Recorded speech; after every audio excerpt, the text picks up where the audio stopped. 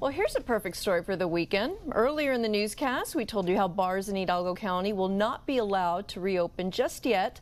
That order impacting breweries too. Cecilia Gutierrez shows us how one is staying afloat in today's Valley-made local strong.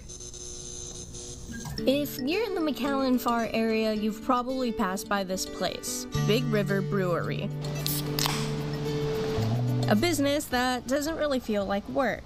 We pride ourselves in being a microbrewery. So a microbrewery is a brewery that manufactures and produces small batches of beer. So our brew house, our brewery equipment is 150 gallons.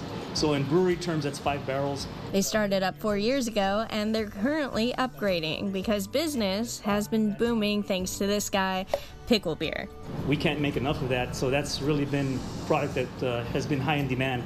Then we also do seasonal beers, which are flavored beers. That's called our Valley Vibe series. So we have Valley Vibe Watermelon, Valley Vibe Blueberry, and they're typically kettle sours that we do.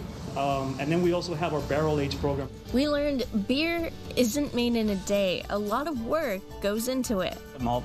So you can see here. Oh, wow, that is... Yeah. After a couple more steps, the hops are added. So we throw this into the brew, and it adds flavor and aroma to the beer. But wait, there's more. We add the yeast. So yeast is one of our final ingredients. After a few days, you can see that there's some activity. So that's what's going on here with this tank. We take those ingredients, ferment it, and then we do a couple of things to it. We stay true to a style, like for example, a lager. We'll just keep it as a lager, or if we want to age it and ferment it on certain flavors, fruits, then that's another process. 10 days later and you have a product, but the process isn't over yet, depending on the beer. We need to either filter it, we need to put it in secondary for flavoring, and after that process is done, we package it.